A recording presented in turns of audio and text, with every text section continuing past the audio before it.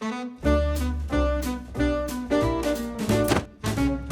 right, welcome into the Friday edition of Weather or Not. We are all over the country with today's episode, not only talking about the warmth that we're seeing here, transitioning into some rain across the weekend, but man, we got wildfires, we got blizzards, maybe not blizzards, we got wildfires, we got tornadoes, got it all. We have the entire package. Also, before we talk about our first alert, I gotta say, got the floral, got the spring fever on, even with the wardrobe. Okay. Florals in spring. I almost groundbreaking. Day. Right. Let's go ahead and give you the first alert. Yeah, not a washout, as we've been saying for a couple of days, but there are going to be some opportunities for some downpours heading into the day tomorrow. Let's start you off Saturday morning, 7 a.m. A couple of showers around. It's mostly cloudy. It's still on the mild side, still kind of breezy. And then as we work through the day, notice there's a lot of dry time in there late in the morning through midday.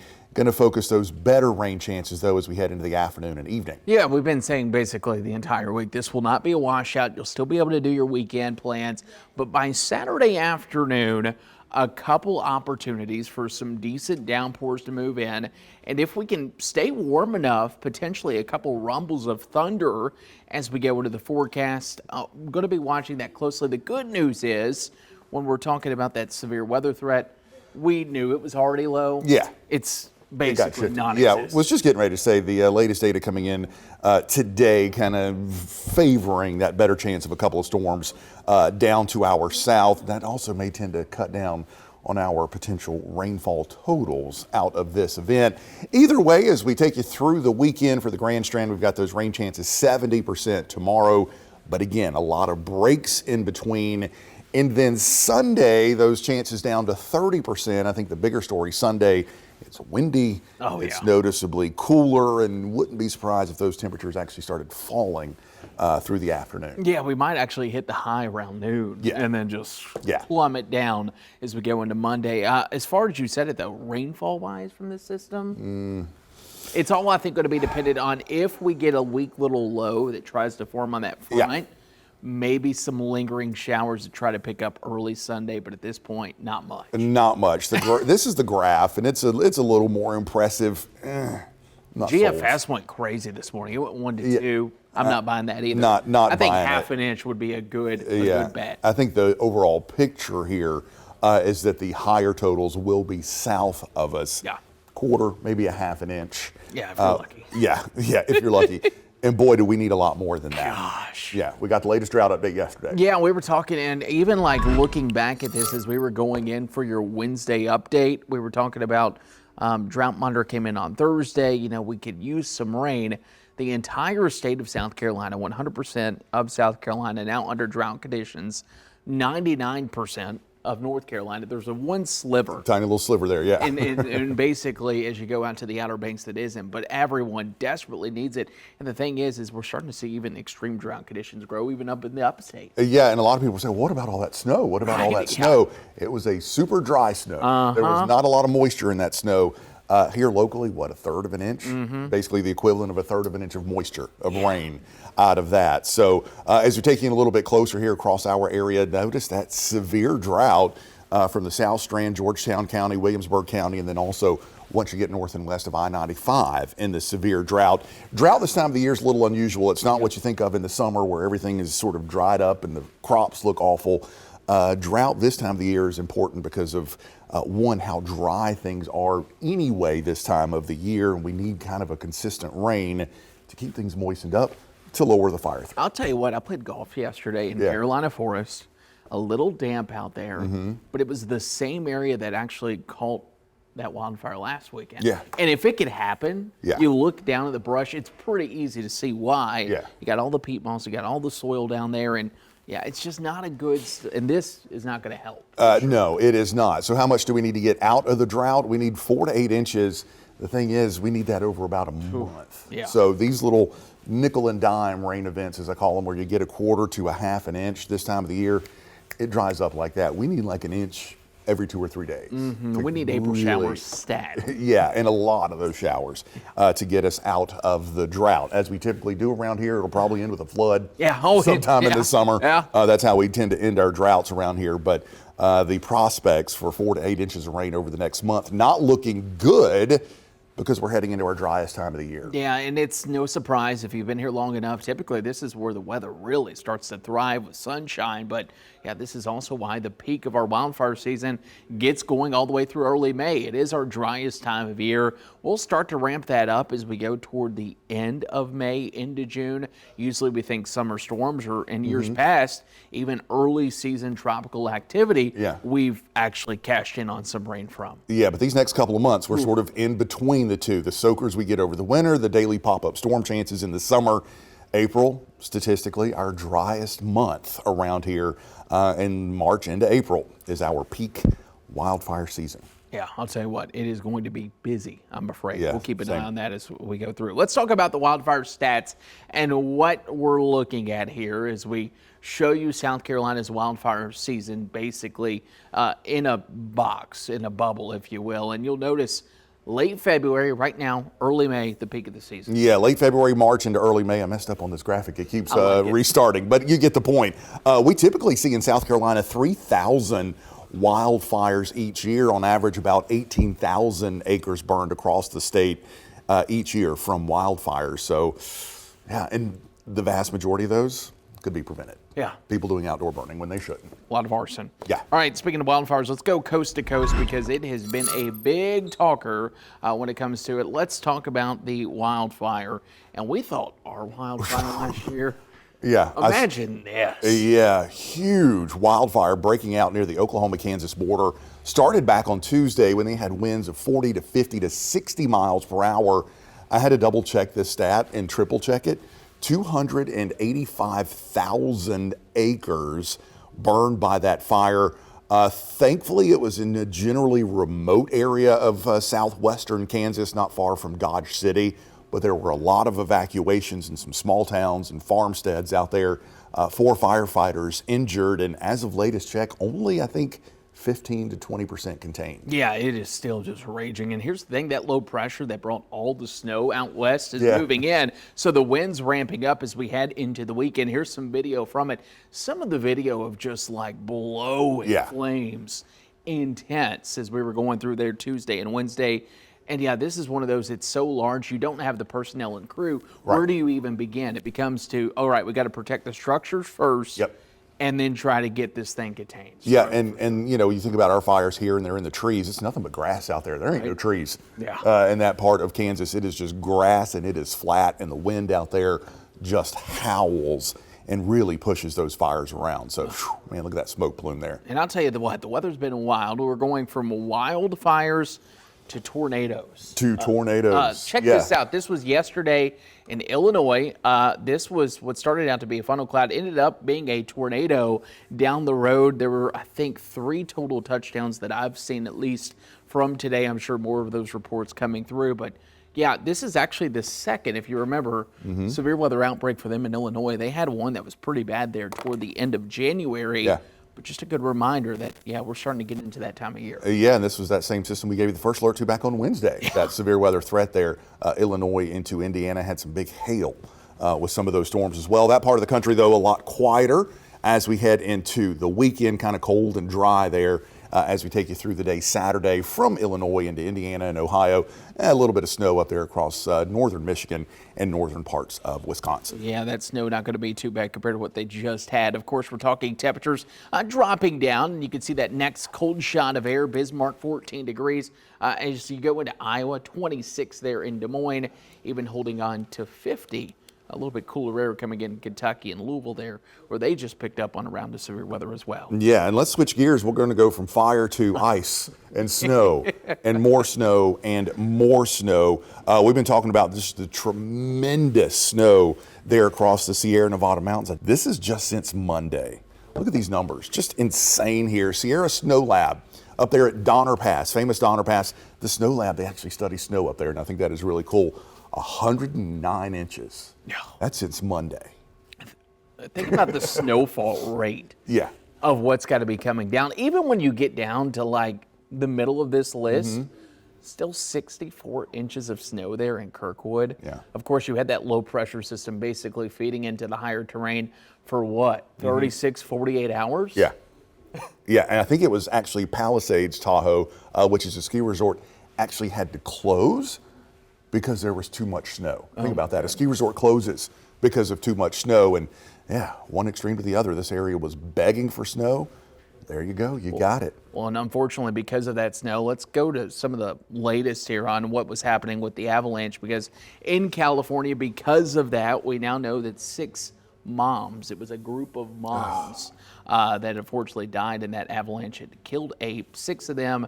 And the skiers, man, they went up there trying to do an exciting vacation, get out. Of course, a storm that does record numbers causing that. And of course, the High Sierra facing the worst avalanche risk now that the initial slide struck. They're even worried about more slides through the weekend. So obviously that really slowed things down, and they're getting more snow as they head through the next couple of days. Let's show you what it looks like here on future radar there across the southwest. And you can see that snow. It's kind of quiet now, but you can see the next system working its way into the Cascades up there for Washington, Oregon.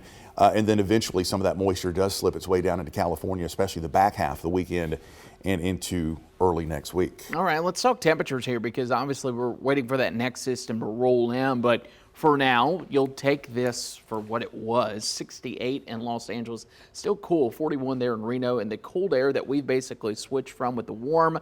Yeah, we're holding on to 43 degrees in Salt Lake City, 48 in Boise, and even some 30s as you go up there into the Dakotas. This is going to be my favorite segment. To blizzard or not to blizzard this weekend? Oh, this is going to be tough. Yeah. I'm saying yes. I'm saying I'm also saying better them than us. Yeah, I will say that. Here's what I'm realizing. The GFS is doing a really terrible job with the initialization of the low. In fact, it brings, like I said, 1 to 2 inches for us. If it's already overdoing it there. Of rain. Correct. Of rain.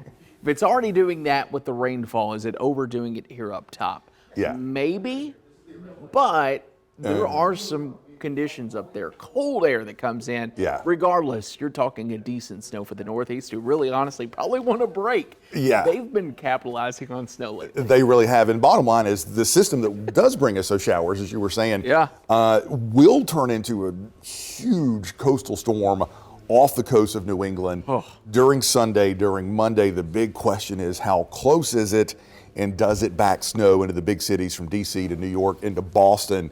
I hadn't even seen these so far this morning, but yeah, you can see the difference. This is a place obviously accustomed to snow, but look at Philadelphia. 3 inches or 25 inches. Yeah, talk about forecasting that. Yeah. Hey, either you're going to be indoors for a couple days, right, or you'll be okay. Yeah, 3 inches of snow in Philly in February is not a big deal. 25 is. Similar situation there in D.C., 13 or 2. Boston, 6.5, 7, or 18, 19 inches of snow. If you're in the market, let's have a little fun with this. What's your thought process behind the forecast? Yeah. I'm probably leaning, because the euro has backed off. Yeah. GFS has been all over, yeah. I think I'm probably leaning a little bit higher than euro, and you're going 4 to 8 with local higher amounts somewhere inland. Yeah, yeah. I think that's the play. Yeah, D.C., not feeling it for you. No. Not feeling double digits for you. No. Philly, New York, Boston, and just west of 95, I could see some double digits in there for sure. Yeah, we'll see how that plays out. Yeah, it's going to be interesting to watch the model I'm ready to over the see weekend. if the euro flips, because these are 2 different runs here that are going to be coming through. All right, let's take you to our temperature extremes. We could talk snowfall, even though we're tired of it. I know, right? As we go through Hidalgo, Texas, 93 degrees. 93. And then it is the killer bee capital of the world. Oh, that's exciting. Remind me to never go to Hidalgo. And then Sun River, Montana, 22 below zero. Known for its famous fly fishing. Yeah. And also the largest population in the world of bighorn sheep. Huh. Yep. Look at that. More you know. Look at that. Coming in there. All right, let's have a little fun with this. Let's show you the Coastal Carolina baseball forecast as we get going. They have 3 games upcoming as we look ahead to the weekend. They played 1 today. They have 3 more. Saturday, Sunday, and then another one on Sunday. It honestly kind of works out. Yeah. Saturday's game. What time? 4. Yeah, it's going to be touch and go. Yeah. Light rain maybe, heavy rain, we'll see. Maybe. Sunday looks pretty good. 11 a.m., 4 o'clock. Temperatures, though, start to fall. Yeah. Why does that matter when it comes to baseball? Yeah. Could be a little fun segment. Let's go to our, what do we call him now? Inside Sports Reporter? Yeah, we can do. Yeah, we've called him a lot worse. Let's go to Jace Passmore for an explainer on what we're talking about. Baseball season is back. The Chanticleers opened up this previous weekend, and that means baseball season is back at the beach. The Chanticleers, the number 6 ranked team in the country. But did you know that the air temperature plays a huge factor in how far a baseball can fly? In colder temperatures, the baseball not flying as far. It is experiencing more resistance. So those cooler evening games, maybe those night games, not seeing as many home runs because that cold air is much denser than warm and moist air. So when we see those afternoon games, let's say here at the beach, back at Springbrook Stadium, or in Arlington, Texas, or Arizona for the Diamondbacks, those games typically see a little more home runs because that humid air is not as dense. So let's dive just straight up into the science. We just talked about air density. Humid air is less dense. That means the ball is experiencing less resistance when flying through the air. And on average, if you increase the temperature by just 2 degrees, you will see a 2% rise in home runs, according to a study done by Major League Baseball. And I also found another statistic. I couldn't quite fit on here, but once you increase the temperature by 10 degrees, the ball will fly on average 3 to 5 feet more than on a cooler day. And then as I said earlier, the time of the day, very important. Those warm afternoon games statistically see much more in the way of home run activity than those cooler night games. And something else that isn't on here that actually plays a bigger role, I think, is elevation. That's why places like Coors Field in Colorado and Mile High City is notorious for being a hitter's park, because not only is the air less dense there, but it also sits up higher in elevation.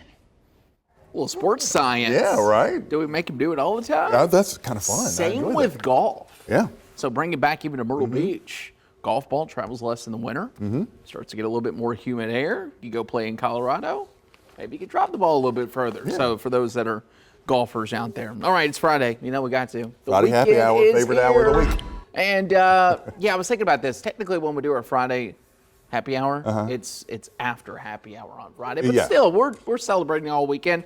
Could you do this challenge? The Analog Bag Challenge encourages people to swap screens for items like journals, books, or crafts when boredom hits. It's basically to say you're going to give your phone up for 48 hours. Could you do it? Absolutely. I think so too. You couldn't. Yeah, I think I could. You couldn't. I think I could. Without this job, I could. Correct. And I need to have another way to communicate with somebody. Like Emily or something, Yeah. I mean, this is why we use it, is communication. But this act of scrolling constantly. Yeah. Now, I will tell you this. You take away all screens for 48, I'll have a tougher problem. Do it. I would love to do it like out in the wild, but I'm talking Yeah. like here. Now get rid of all of them. Okay. Love it. I could easily do it. I could see it. You painting too. Oh, yeah. 48 hours. What about, let's go a week? That would push it. That would push it. Okay. But I could probably do it. Okay. The Yeah. more you know. All right. There's a new product here for you, Jamie. Okay. Let's take you to the new one. This is smart underwear. Not smartphone, but smart underwear. It's going to be a thing of the future. As researchers at the University of Maryland, they're studying how we pass gas. Why? Because they want to see how different foods react with different people. So there will be a sensor on your bottom that will then report to scientists. Boy, You in? we are diving into the not part of whether or not for sure. No, I'm not in. Leave my breaking wind alone. Leave it alone. That's why he's got the windbreaker Yeah, on. leave it alone. It will be a coin-sized sensor that attaches and connects to a phone. Enrollment in the study is now open. Are you getting paid? I would do it if you get paid. And if you're anonymous. Okay. All right, fine. Wow. Let's talk drinks. Okay. This is your type of bar right here. Yeah. Yes. Middle of nowhere, ice bar, opens up on a frozen lake, and they said, You know, it's a new state law that lets the distilleries run on a second location. They said, well, let's just put it smack dab in the middle. What do you think about this? Count me in. Count me in. Wisconsin doing it big. Sturgeon Spirits is the Sturgeon Spirits. I'm Yeah, the on a only frozen lake. people. I can see it. You're dressed up, you're nice and warm, you're toasty with the right clothes, and then a cold martini on a bright, snowy day. Yeah, that's not Yeah. bad. There was also a story we ran this week, and I probably could have paired it with this one. There was a guy, a fisherman, who was set on a frozen lake, and he got so tired of being cold and fishing, he set up a porta-john Yeah. on a frozen lake, fishing away. That way the wind was blocking, but Yeah. he could have a bar and a porta-john there as he goes through. I wonder And then what put on the gas tracking underwear, and man, he's got a good day. you're set. You can get all three faces Right. covered. It looks like it's a lot of bourbon, Yeah. bourbon and whiskey there in Wisconsin. So, I mean, there's nothing. There's nothing else to do out there. May as well have a couple drinks. Oh my goodness! All right, that's going to do it for us here on Whether or Not. Anything you want to add? No, we'll Any be- weekend plans? Home show? Yeah, home show. Lots happening this weekend, and we'll be back here next week and see what we can come up with for next week. All right, sounds good. For now, y'all enjoy your weekend. Have a great one.